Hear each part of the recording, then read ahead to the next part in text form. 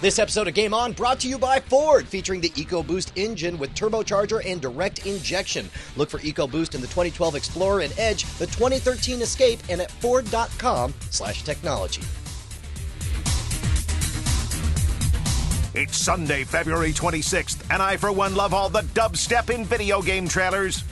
Just kidding. I hope it bass drops itself out of a moving plane. Twisted Metal is finally back in our lives. New Challenger host Anthony Carboni helps Veronica decide if that's a good thing. Spoiler alert, it isn't! Scott Johnson of The Instant says 2012 is the last year of MMOs as we know them. Is he just a crazy old wizard barking at the moon? Spoiler alert, yes! She's back. Dafnay the gamer girl sobs her way through a review of Dear Esther. Spoiler alert, it's still smoking. Hey, why is that Lana Del Rey song called Video Games? They don't make video games called Empty-Eyed Fat-Lipped Warbler. It's time for Game On!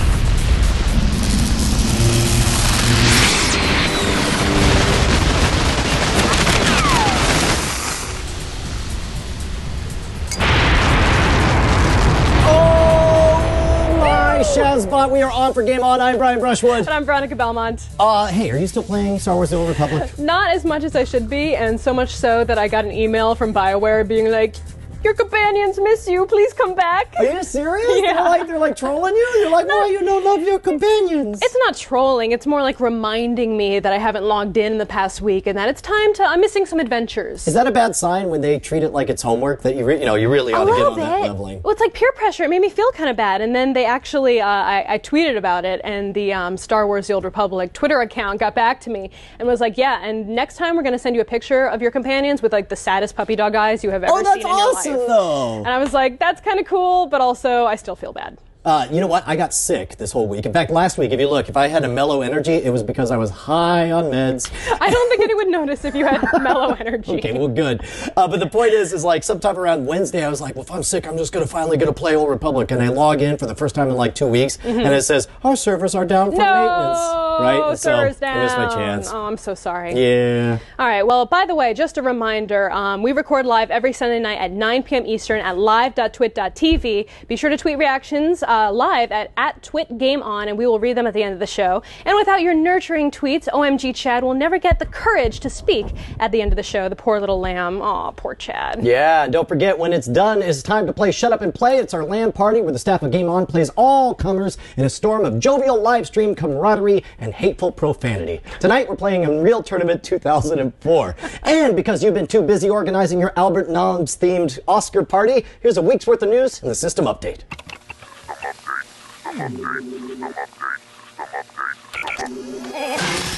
Wondering if the Vita will support your favorite PS2 or PS3 titles? First, you have a criminally short attention span. Second, bad news. First, you have a criminally short attention span. Second, bad news. PlayStation announced on their official blog that they have no plans to support titles from either of their most recent consoles. However, an announcement is coming for those eager to download some PS1 classic titles. Part of my job is managing people's expectations, so, stop it. Stop thinking about how awesome the game could be, unquote. Wait, that can't be right. All right, here's an exact quote. Quote, part of my job is managing people's expectations, so, stop it. Stop thinking about how awesome the game could be, unquote. Okay, could I get that in a weird analogy, please? Quote, just imagine it's a new M. Night Shyamalan movie, unquote. Really? You want us to compare this to someone who had his creative peak in the early 2000s, only to consistently decline in quality till it became a total joke? Mark Wahlberg, do you think this is a good strategy? What? No! Vulture alert! We have a free incoming multiplayer game. Repeat, free game! Killzone 3 is spinning off their multiplayer experience into a free-to-play offering starting this week on PSN. There will be a level cap that you'll have to pay $14.99 to shed if you so choose. But otherwise, play until your face falls off without spending a thin dime. The full Killzone 3 game, including the single-player other stuff, is out now. Are you really annoyed with the bugs in Battlefield 3? Are you so annoyed you've started calling it Bugglefield 3? Just me? Okay, well, there's good news. EA has released a massive 4,903-word list of bug fixes spanning over all platforms. Increased the accuracy of recoil added when a player is fully suppressed. Fixed. Added horns to all Jeeps. Honk away. The MAV can no longer be used as an elevator. Going up. to a bug-free battlefield. Mass Effect 3 drops March 6, but the rage over a controversial new launch day DLC has already erupted all over EA's face. The issue centers around a $10 add-on available for free on the Collector's Edition, retailing for $79.99, which contains a new character who factors heavily into the Mass Effect mythology. The very existence of this content has left many to tag it as proof that Mass Effect, in the most basic form, retailing for $59.99, is incomplete. YouTube pundit Cynical Brit even went so far as to call for a boycott to protest what he sees as unethical, ruthless profiteering. All right, so DLCs have become an increasingly controversial topic, especially in AAA titles, especially at launch. The question is, did EA go too far with this particular DLC? Are you asking me? Because I'm asking you. I tend to think so. No, okay, but this kind of drives me crazy. I mean, it's launch day DLC. It's central to the main plot line. I don't understand why this is being accepted. Okay, I don't well, see clearly why this it's is not, how this is really okay. Clearly, it's not central to the gameplay because apparently the whole game is playable without the character being there. But it seems like it seems like. For me, DLC is something, and maybe I'm wrong, maybe I'm totally off base with this one, but I always view DLC as something that I want to do after I've played the main quest line. So this is, after and this I've is what I think it is. The main part of the I game. think everybody's gripes is just that they're accustomed to DLC occurring 2 months later after they've gotten bored of the game and they want something extra. But the fact is that even then, they're planning on this DLC from the beginning. What's literally the only mistake they've made is by making the DLC available 2 months earlier than they otherwise would have. And now all of a sudden everyone's all in an uproar, like, game's broken, nothing's there. I don't know, the chat room seems to agree with me. Oh, with you? I think the chat room Oh my God, agrees look, with me. literally all they did was offer more awesome special sauce for you, and you guys are mad. I'm already paying money for a game. I don't want to know that I'm getting a different, lesser gameplay experience than my other friends who want to shell out $20 more on launch day. If I give you black coffee and then offer the chance for you to upgrade to a double half-calf frappuccino with latte extra BS, then it's like, what's wrong with people who want to get the extra sauce? It's like ordering a coffee and getting a decaf instead of the full calf coffee you paid for. That's not true, though. That's not true at all. The game is original. It's the entire original game, and this character is central to like the novels, I don't the like novelization out there. It's extra stuff available. So put it later. For me, it's really about the timing. See? Oh, that's what I just said. You just said back the thing I just said. You can't do that. It isn't. So if they waited 2 months, you'd suddenly be happy with this. Yes, I would be more okay with it, but that's still a major problem. Okay, that's still annoying people who are buying the game on launch day, okay, or who are or pre-ordered it even. Okay, I don't want to know that I paid money for a game, like a good amount of money, like what, $60? Sure, like paying for the full game and then finding out that there's an aspect of the game that I am missing out on. Yes, I could pay more money for it, but that's such a pain in the butt on launch day. Oh my God! Like, yeah, once I get done with the main storyline, once I'm done with the main part of the game, sure, I'm willing to then shell out DLC money to continue the awesome experience. But you realize all you're doing essentially is begging for them to manipulate you psychologically to feel better about the DLC. That's all they've done is make the exact same content manipulate me psychologically. That's fine. That's what everyone else does. Fair enough. Just stay with it. All right. Anyway, let's move on. Let's move on. We're both getting a little hot and bothered around here. It's getting heavy in here. All right. So some fond memories warm your heart when they return to you. A reminder that life is, worth living. Then there's Twisted Metal. We review the franchise's return with the help of a very special guest this week on The Score.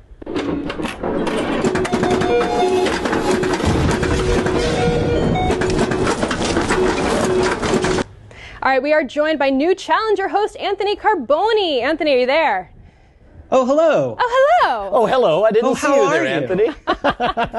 Are you drinking your decaf coffee that you paid full price for? Okay, really? No, I'm sorry. 2 months and go back for some sugar. I'm just saying. All right. So I wanted to talk to you about your Twisted Metal review. Most of the reviews out there have been pretty positive, I would say, but you got a lot of flack for your particular review. What did you say about the game? You know what? I got a lot of flack for just saying the game was okay. That's okay. all. I just said it was okay. That's not what I read in the YouTube comments. They said that you wished death upon the children of anyone associated with the game. That didn't happen? You can deny that? I put a curse on David Jaffe and his entire family. Oh, but his little girls are so cute. I rubbed the side of his face and I said, thinner. with the baby beaver blanket. All right, well, let's talk about the game a little bit. Do you think that people who played the original are gonna be psyched for this? Do you feel like it's true to the original? I think it is, and I think my main issue is it's too true to the original games. I think Twisted Metal came out during sort of the gaming industry's awkward teen years, and one of the biggest and coolest things about Twisted Metal was we had not seen a lot of stuff with an exploitative or violent or even kind of like a more adult slant. So that sort of tone was very novel to us. And that, we've all kind of grown up. And I feel like the tone and the storytelling of Twisted Metal and even the gameplay hasn't really grown up with us. It's interesting that you say that, because one of the things I found most awkward about the single-player mode was the cutscenes and the story, and it just felt a little bit out of place from my point of view. Did you get that sensation at all? They came off very self-indulgent in a way. They came off very much like, well, there are very few games that need a 7-minute cutscene every 3 levels. You know what I mean? And these came off very much like, well, I'm just going to do these cutscenes because I want them. And they felt there. When you do something like exploitation horror, you have to do something that's either going to shock your audience or disgust your audience, or you have to be self-aware and kind of a little humorous and tongue-in-cheek enough to entertain your audience. And I really felt like I was watching like late night basic cable horror, So it felt very generic. What were some of the things that you were hoping to see that didn't show up in there? Did you have any expectations going into it? I tried not to have any expectations going in, other than I think there will probably be clowns in cars shooting guns, and there I was pleasantly, yeah, I got that, so that was good. No, I try not to go into game reviews with any sort of expectation. But I will say that going in, when they spent so much time on the game, it was originally supposed to be downloadable only multiplayer game, and then they spent all this time adding the single player, about 2 years adding single player onto the game. So I did expect, I guess, a slightly more epic single player campaign than I got. Gotcha. So my experience was, I think the game is really centered around the multiplayer. I think that's really where it shines. That's really what it's supposed to do. And I found that the gameplay was fun. It took me a while to get used to the controls. I think there's definitely some work to be done in that respect. It took me a while to kind of get comfortable with actually moving within the gameplay world. But after I played, it felt like a 10-year-old game with the control, right? Like you felt like you were playing a game from 10 years ago. Well, it's a 17-year-old game at this point. So if they're going off their classic aspect there a little bit. But I think the weapons are really fun. The car choices are really fun. The levels are interesting to look at. I think that graphically, as Scott Johnson would say, how are the graphics? And they're pretty good.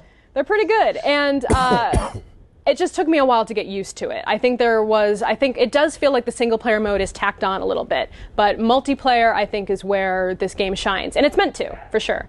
But here's what's interesting to me is, a lot of people have been saying that to me where it's like, oh, well, this is a multiplayer game. But not necessarily, well, my favorite mode in single player is not available in multiplayer, and which is the electric cage match mode. Yeah, that one was hard. Yeah. There's no multiplayer electric cage match. And there's also no multiplayer racing modes, which they added the racing stuff into the campaign. And so I thought it was interesting for a game that everybody's telling me, oh no, you got to focus on multiplayer. Multiplayer is kind of a kneecapped version of the single player in a lot of ways. Now, I'm on the outside here, and I haven't played any of the Twisted Metal games, but I haven't heard either of you guys talk about whether or not there's a satisfying dynamic to the actual gameplay. It sounds like you guys are frustrated with the UI, you're frustrated with the physics engine. No, I mean, it's not... I had fun playing the game. The game is definitely a fun game, for me at least. I had some trouble with the controls, but that's just me not playing a lot of car battle games, for example. It took me a little time to get used to it. But once I did, I found that it was really satisfying to land big, explosions on other cars, to take out people with a massive, like throwing chainsaws and submachine guns and all sorts of the different crazy chaotic weapons that they've built into the game. And so that part is really fun. It's fast. It's colorful, it's exciting, and if you're a fan of the Twisted Metal franchise, then this is definitely going to be something you're into. But for someone who maybe hasn't played Twisted Metal or isn't familiar with that kind of genre, then it might not be something that first-time players will enjoy because they're used to more traditional games. Well, it's interesting. I had sort of like I was thinking more about it, and I think the sort of thing is like the car combat genre is one of those genres that kind of fell off in the same way that like JRPGs fell off or fighting games fell off, where it just hasn't aged as gracefully as some other genres have. Mm-hmm. Well, you know, and so go ahead. And so I'm just kind of wondering if it's the sort of thing that needs an absolute entire facelift, or if it's the kind of thing that needs to kind of gracefully fall off. Because I was thinking about it, and I'm like, well, what would I want out of this that it didn't give me? And I couldn't think about much other than the total package was kind of ultimately dissatisfying, just because maybe the concept is sort of, you know, gone its entire course. Mm-hmm. So any final thoughts on the game or the genre itself? Definitely skip those cutscenes. You can just press X and go right past them. All right. Well, you guys out there, if you think Anthony is a big, fat, stupid liar, then Twisted Metal is available now on the PS3 for $59.99. Thank you so much for joining us, Anthony. Thank you for having me. Where can people find you online? YouTube.com/newchallenger, and I'm on Twitter at @Carboni. Right on. He's also on this week's Scam School. Take a look at that. Oh, sweet. Hey, so last week, a game released that really got a lot of people talking called Dear Esther. It doesn't have any levels, no puzzles, no power-ups, no weapons, or a point score. It is, however, an extremely well-written immersion into the life of a lonely man on a seemingly deserted island, implied to be dying of a social disease as his regrets come back to haunt him. So the question is this a video game without any of the fun parts of the video game, or is it a piece of art that completely redefines how we think of the medium? For a nuanced look at Dear Esther, we turn to our own correspondent, Dafnay, the gamer girl. Wait, really? Seriously, Dafnay? Yes, definitely Dafnay, the gamer girl. Hey you guys, for those of you who don't follow my second channel, I want you to know that February's been a really tough month for me. With Valentine's Day and all, I've just been so lonely. But I'm gonna take my mind off everything today by playing this new game that everyone's been talking about. It's called Dear Esther. 2 hours later.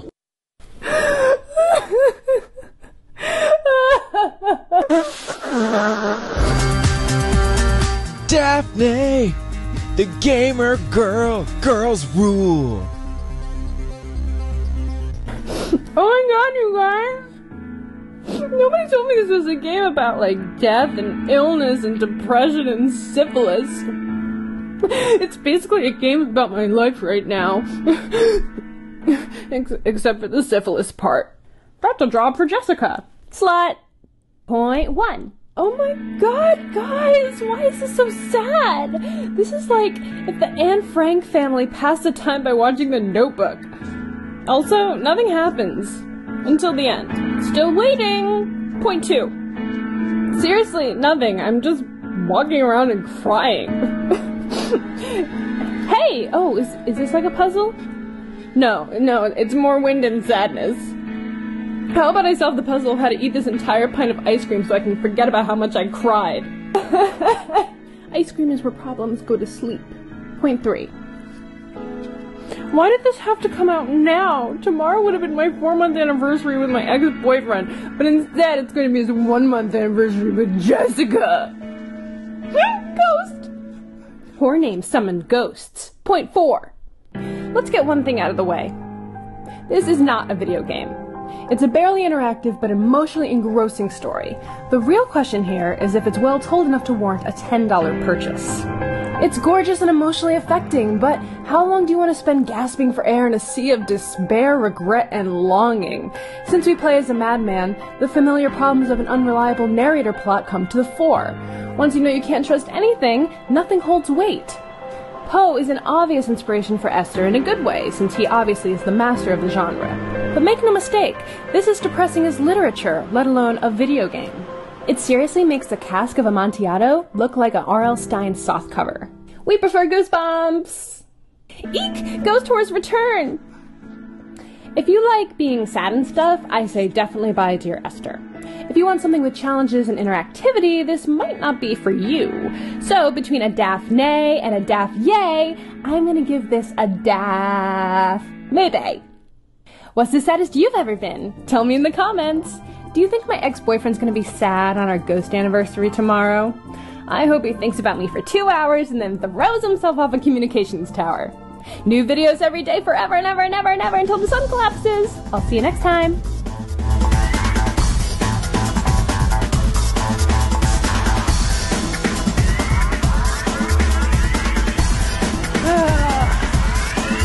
always hate on Dafnay. Don't hate on Dafnay. She's just got a different opinion. She's got a different take. No, I mean, she has a good opinion. I mean, she's just a little, She made a Cask of Amontillado reference. Touché. She's very classy. All right. Well, if you want to weep like Dafnay, Dear Esther is available for $9.99 on Steam. The tiers are free. All right, well, scratch my back with a hacksaw. We are halfway done with this here show, but don't fear, there's a ton of more of schlock to come. Scott Johnson of The Instance says we're living on the last days of MMOs as we know them. He explains himself to Miss Veronica Belmont, and an old iOS game grips my brain with its spindly fingers and drives me into obsession. All is explained in App Diction. But first, isn't somebody paying for this somehow? Somewhere? Somehow? Let's find out about that. Who's paying for this? This episode of Game On brought to you by Ford featuring EcoBoost. EcoBoost is the engine technology from Ford that delivers the power of a larger engine in a smaller one. We're talking about Ford redesigning the conventional engine to meet fuel efficiency standards. They created EcoBoost engine technology by reducing the number of cylinders to improve efficiency and compensating for the loss of horsepower and torque through a combination of technologies including direct injection and turbocharging. Here's how it works. EcoBoost combines two technologies, direct injection and turbocharging. Direct injection produces a cooler, denser charge that generates more power per drop of fuel, while the two small engine-cooled turbochargers spool up more quickly than a single large turbo. Energy from the engine's exhaust, which would otherwise be wasted, rotates the turbine wheels. Each turbine was coupled to a compressor that pressurizes incoming air, significantly increasing output per liter. You experience instantaneous low-end torque responsiveness with virtually no turbo lag. Look for the 2.0-liter EcoBoost engine on the 2012 Explorer and Edge. The 2013 Escape, coming spring 2012, will offer 1.6-liter and 2.0-liter EcoBoost options. You can learn more about this and other technologies Ford is bringing to its vehicles at Ford.com/technology. Hello, and we are joined right now by my dear friend Scott Johnson of the Instance podcast, among many other things. Scott, how are you?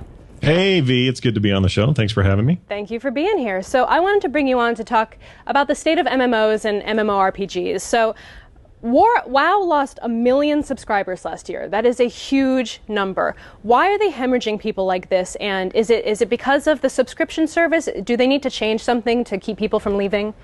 Well, it's interesting you say that. I mean, 1 million subscribers lost for a game that once had up to 12 million subscribers seems like a lot, no matter how you paint it. 1 million people is 1 million people, but it is officially more people than most MMOs have as their entire player base. So what is a small 1% or 10% drop in subscriber base for WoW is a complete and utter devastation of another MMO. And I think it's important to look at it in that context.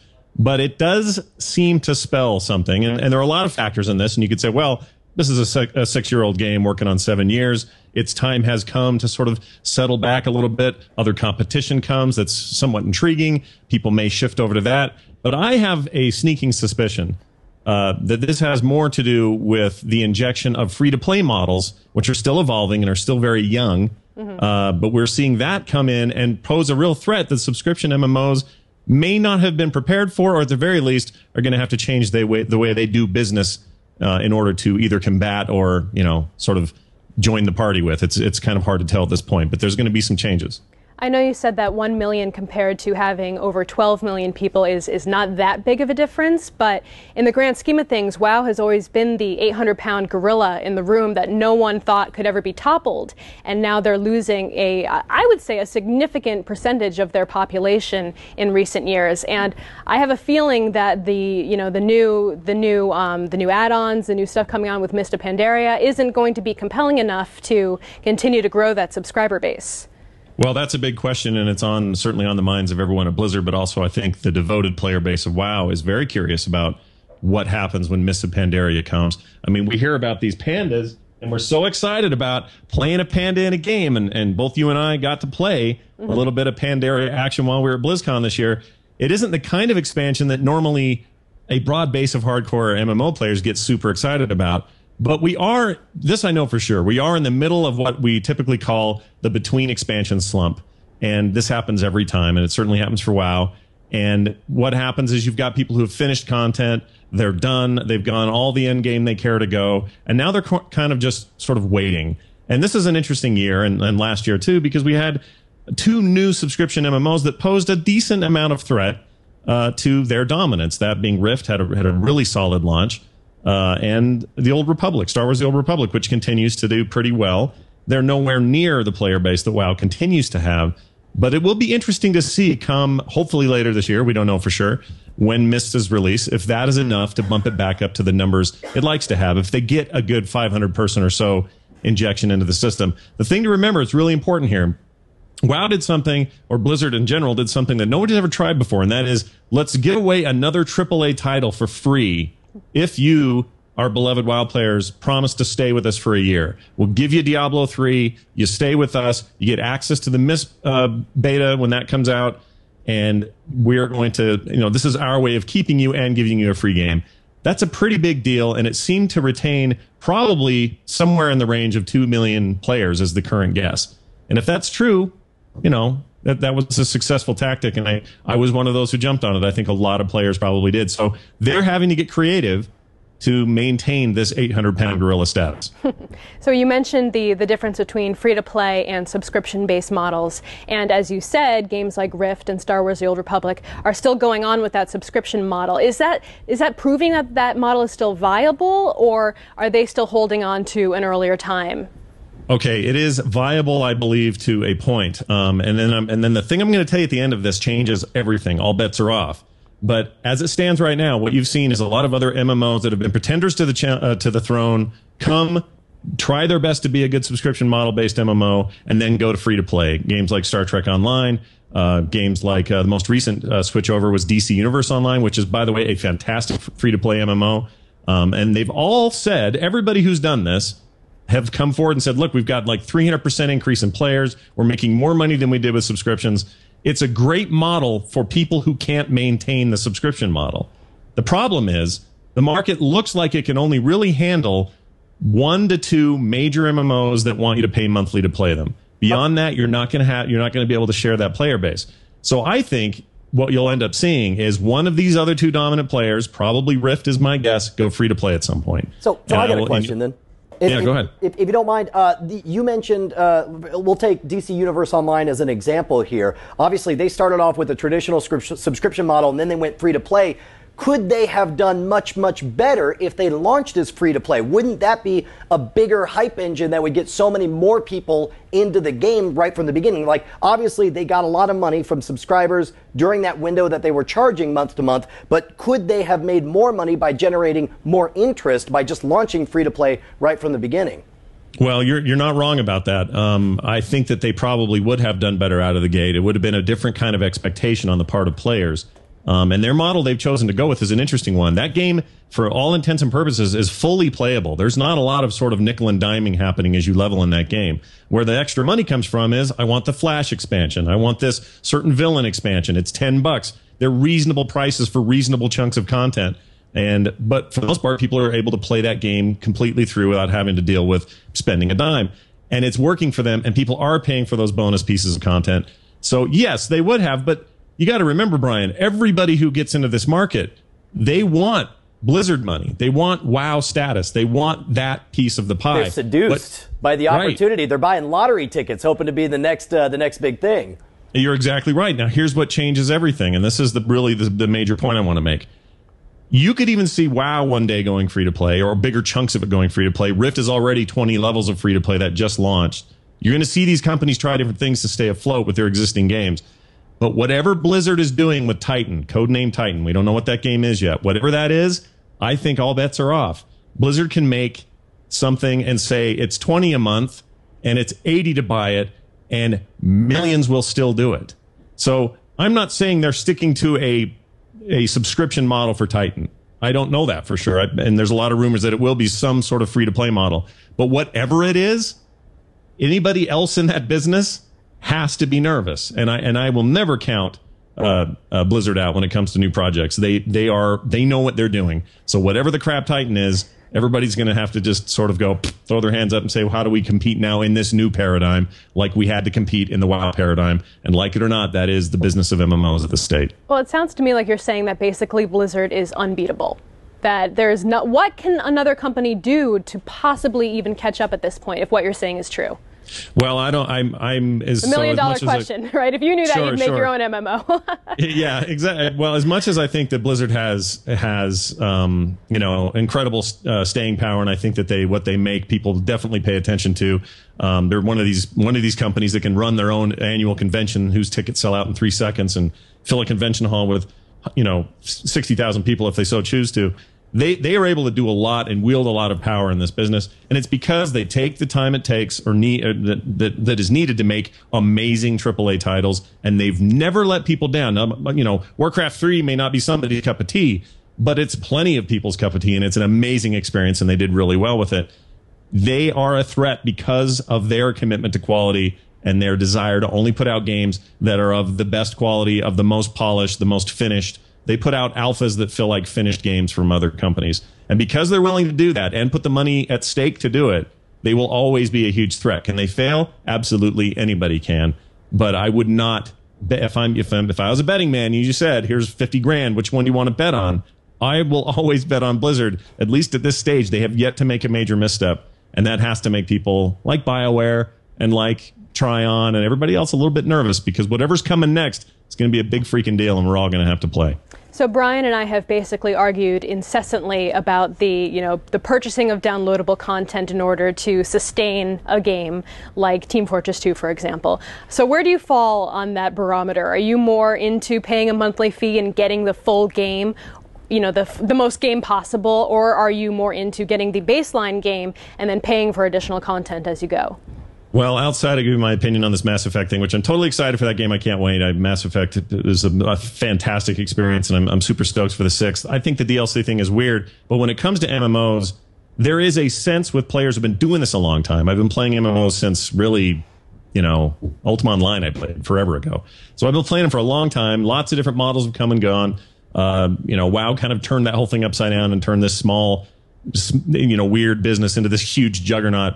And having seen all of that, there's a piece of me that likes a curated monthly fee and a curated game based on those monthly fees, meaning it's just, there's the fee, but then everything's open to you. And there's no weirdness about, well, if you want this better sword, we need $5. If you want this better quest, then you need to pay us 10 or whatever. There's just this nice feeling that somebody's taking care of you, and they've made players feel that way. And so when something free to play comes along, we just kind of go, I don't know about this new way of playing video games, and we kind of aren't sure about it. I feel like it's generational, and I feel like there will be a class of gamers who are growing up right now who are more than happy, as are their parents, to play DC Universe Online because it's free, and they find out it's a good game, and they don't have these stigmas about whether it's free to play or whether it's something you had to pay monthly for. That forward is what will change things. I think that a lot of us are stodgy, and we're like, well, we like this curated thing. So all of that being said, I think my bottom line on this is, if the game is great, compelling, and draws us in all the time, I don't think whether it's free or going to cost us money is to make the big difference. The goal is it a compelling experience? If it is, the players will come. And right now, Blizzard is the best at creating these compelling experiences. Others do well in some places and terrible in other ways, but they've got the market cornered a little bit. It's all about what competition can rise up, copy their model of success, because there is a model there. People are just afraid to follow it because it costs them a lot of money and a lot of extra time to really polish things. But if they'll do that, Blizzard maybe has a chance to move over a little bit and let somebody else come in. All right, and real fast, what games are you looking forward to coming up in the future? Holy crap. So Mass Effect 3 is a big deal for me. I'm totally excited about that. I'm really excited about the DLC path for Kingdoms of Amalur Reckoning, which you guys had Kurt Schilling on a few episodes ago. Mm-hmm. I really like that game. I'm having a fantastic time with it. But the things I'm looking forward to most this year, probably overall, are on the PC and mostly indie titles. I'm having so much fun with things like Dear Esther. What a weird freaking deal that was. I'm playing a game called Pineapple Smash Crew. Yeah, I saw you playing that. That game is so good. It's ridiculous. But these independent titles that are coming out on the PC these days, and so relatively cheaply, are just really, tickling my fun bone. And I'm you may want to edit that part out. But I love these kind of games. I hope this year is full of indie goodness, and can't wait to see what some of these smaller developers bring. All right, Scott, thank you so much for coming on the show today. Thanks for having me, guys. All right, you can find all of Scott's shows over on frogpants.com, and he is on Twitter at Scott Johnson now. You lost the extra life. I did. It's going legit. You know, you got your real name. You got to go for it. I know it. Don't I know it? And you got the morning stream every morning at 10. What is it? 10 a.m. It's 10 Eastern, so it's so you guys in your time it's 7 a.m. for you West Coasters. But it's myself and Brian Ibbett every Monday through Thursday. We do a morning show every day, and it's a blast. But frogpants.com's got it all. They should head over there and check it out. All right. Well, thanks for being on the show, and we'd love to have you back again sometime. Thanks very much. All right. Take it away, Brian. Well, if everything is about to change for MMOs, then it's high time we looked at the biggest moments we've enjoyed so far. That's the subject of this week's Lead Sheet. Initiate countdown. Talking about the top 5 moments that shaped MMO history.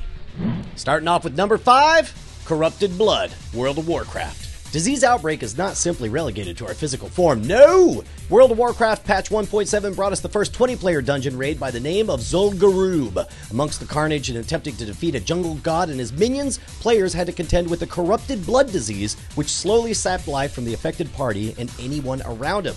Now, this was supposed to be confined to Zul'Gurub until some Ebola monkey finished his raid and coughed all over Azeroth. The entire game was soon affected, and lower-level players started dropping like drunk flies. Eventually, the corrupted blood was contained, and things returned to normal, with everyone learning a valuable lesson. Chiefly, that Zul'Gurub is a funny word. Then at number 4, the Great Blizzard of Second Life.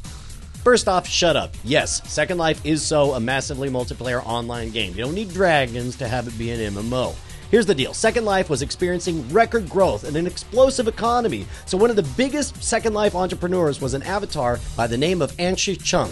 CNET decides to interview her, but surprise, the chat was interrupted by a wafting wave of disembodied dongs. The floating phalluses got so distracting that Chung eventually left the predetermined interview to go to her own virtual apartment. Thinking she was safe, CNET resumed the interview, only this time to be interrupted by floating posters of Chung holding a gigantic man tool in her digital hands. The big lesson, Second Life's tumescent economy was stronger than ever.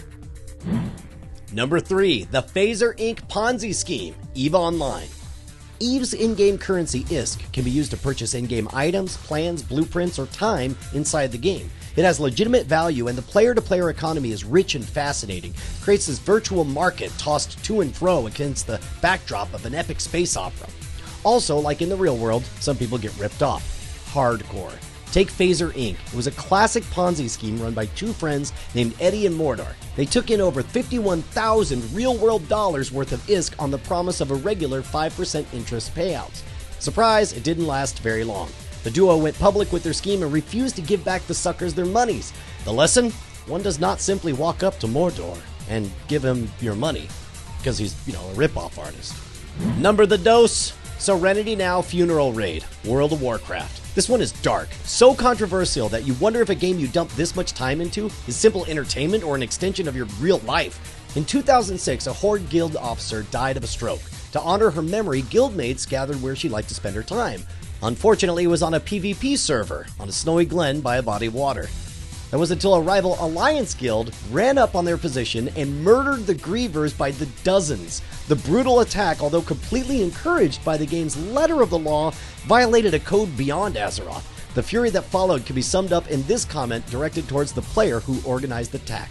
Quote, I hope their dad has a heart attack and dies, and someone runs naked in the funeral home and pushes over the coffin and runs around slapping people screaming, LOL owned!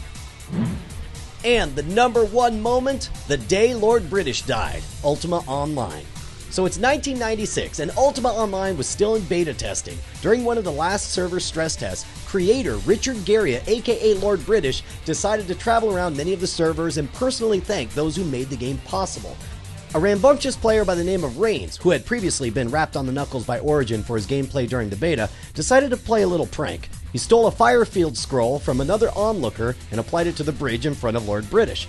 Now, Lord British obsessively made his own character invincible, so with a grin he said, haha, nice try, stepped into the fire, and immediately doubled over and died. Pandemonium broke out. The murder became big news in the gaming press. The MMO genre officially had their first major moment. Reigns was later banned from Ultima Online for what Origin classified as unrelated reasons. In reality, a server reset was to blame for Garriott forgetting to assign himself an invulnerability flag before meeting with the riffraff. In lore, it's the day we learned even heroes die. Oh, yeah, so I was totally working at CNET when that Second Life thing went down. Oh, really? Yes. Was that a little bit awkward? Good times. Oh, wow. Hey, and do you have a favorite MMO moment that we missed? Hit us up at TwitGameOn on Twitter. And also, before anyone says it, Leroy Jenkins was totally fake. Yeah, dude, that was Everyone the first should know one. that by now. Yeah, of course. It's pretty obviously Fakes. fake if you've actually played WoW. Oh, do we still have Scott on the line? Chad? You sure do. Hey, do you have any favorite MMO moments that we missed? Oh man, you know what? One of my problems is, as you know, V. In fact, Veronica and I and a couple other people founded our guild, and it's now the world's largest gaming guild, and also we're spreading out on all kinds of games. But AIE is, did Veronica just turn and say, "Please brag about your awesome guild"? What We're buzz marketing our guild. I'm sorry. You're like a politician. You're like, I hear what you're saying. Let me tell you about my guild, largest in the world. Let the man finish his story. It's all in context, because some of my favorite gaming moments have happened in the context of that guild, and some really big, amazing moments. Some of them sad. We had some members of our guild pass away, and so we had huge funeral processions that ended up disrupting a lot of server stuff, because a huge number of us were sort of walking through town and doing this memorial, and we kind of did that annually for a while and that sort of thing. But as far as like moments in MMOs where I'm just kind of blown away, maybe it's your first raid and you take down your first raid boss. When we took down the Lich King in World of Warcraft, that was a huge deal. In Star Wars: The Old Republic here recently, it was my first flashpoint, and just thinking, my gosh, they have created a D&D game in space for me in this scenario, and I love it. There are probably too many to mention, but that's the beauty of these games. Sometimes you make your own fun, and the world is none the wiser. I will continue buzz marketing our guild by saying if you want to learn more about AIE, AIE-guild.org is the website if you want to check it out. AIE for life. Very subtle. Very well done. Hey, guys, well, of course, I don't know if you think about it, but video games aren't always about the new. Sometimes the most powerful experiences come from nagging old experiences like you can't shake, like Chinese water torture for your brain. Madness slowly darkens your vision, transforms you into a soulless monster. Enjoy my personal trip to hell in this week's App Diction.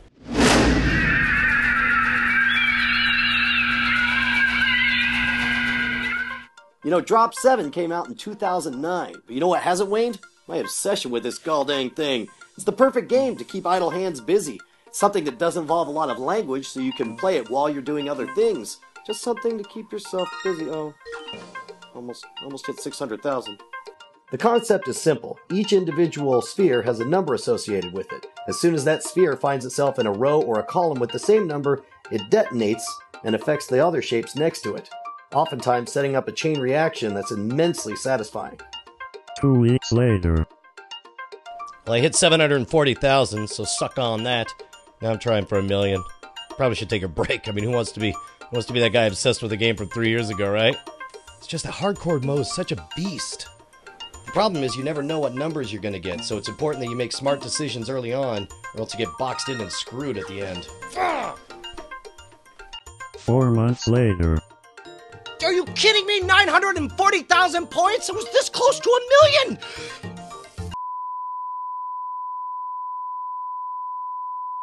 Are you s***ing me? Drop 7, you know what Drop 7 is? Drop 7 is life. Life. An unending torrent of bullshit.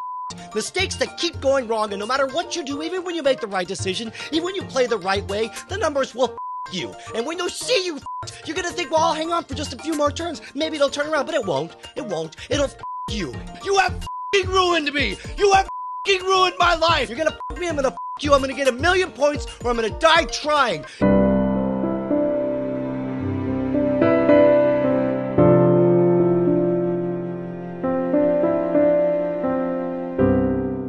By the way, that's based on a true story. And the true story being that, like, literally 3 years ago, I installed Drop 7, and I have not stopped playing it. It has been my go-to thing. Somehow, I got in my mind that I could get over 1 million points, and that's not a lie. I've gotten up to 940,000, but every moment free I have, I'm always playing Drop 7, because I can do it while I'm listening to an audiobook. You mad? Don't look at me that way. You mad? I'm a little bit mad. You mad, dog? I'm having some trouble. It's an issue for me, all right? We'll get you help. We'll get you the help you need. Okay, good. Drop 7 is available on iOS. Go ahead, try it, and you will die like me.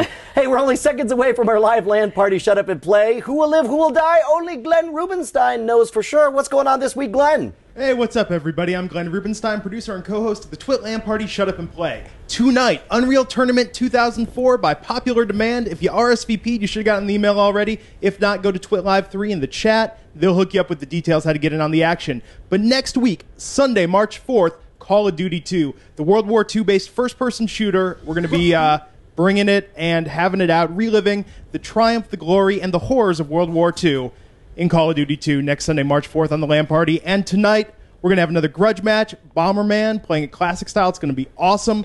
And with the grudge match, there are winners, there are losers, and sometimes there are moments like this. Chad, can we show what happened last week? Oh, no!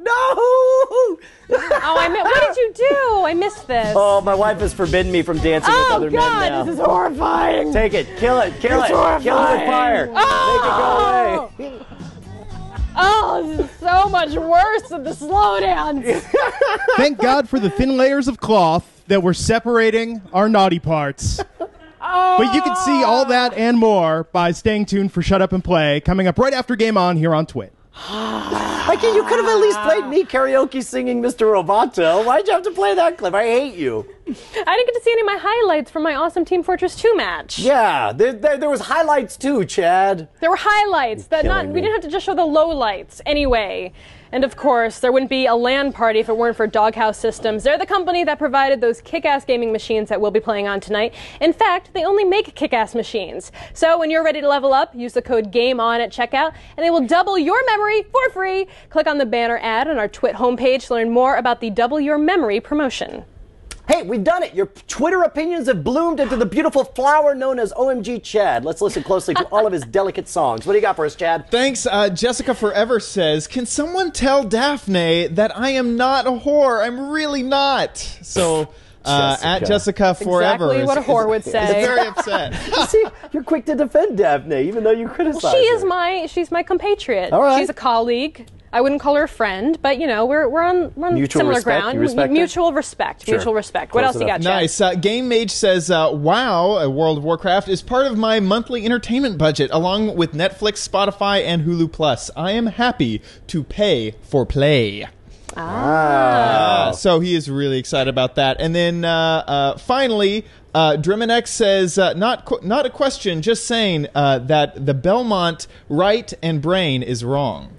The what? I think he means Brian. Belmont right, Brian wrong. Oh, Belmont right, Brian Could wrong. say, you know what? Actually, maybe he does mean the brain is wrong. No. Brian, however, the is Belmont 100% brain right. is wrong. I'm telling you, if they just waited 2 months, you guys would all be happy. The way I heard that was that the Belmont right brain is wrong. The Belmont left brain has it together. The left brain has got her stuff together. All right, is that all we got? That's all we got. All right, nice. Thank you guys so much for sending in your messages. And of course, big thanks to Anthony Carboni of New Challenger for joining us, as well as Scott Johnson from The Instance. Next week, game designer, screenwriter, podcaster, and journalist Gary Whitta joins us to make an exclusive announcement of a brand new project. So we will see you guys next time. Intrigue. See you next week, guys.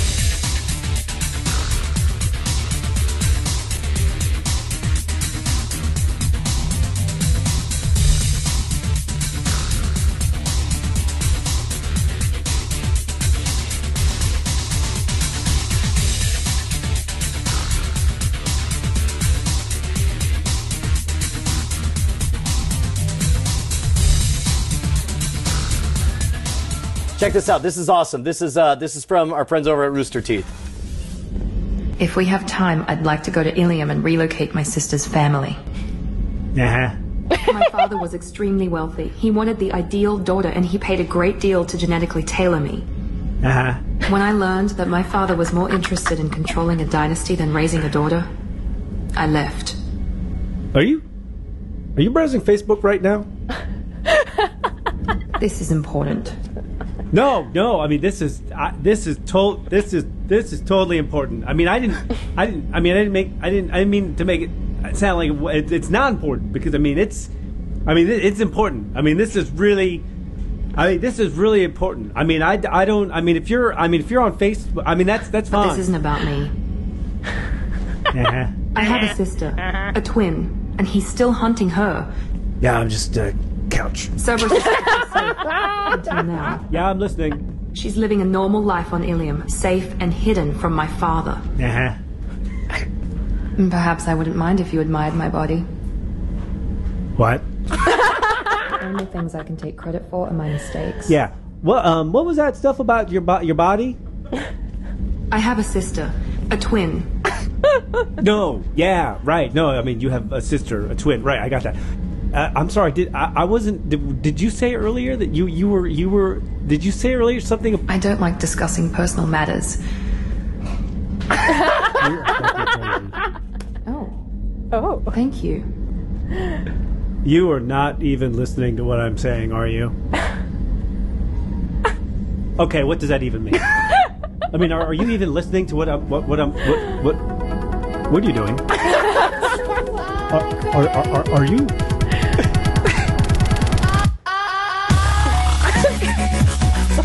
Wub wub. Don't be absurd. I'll talk to you later.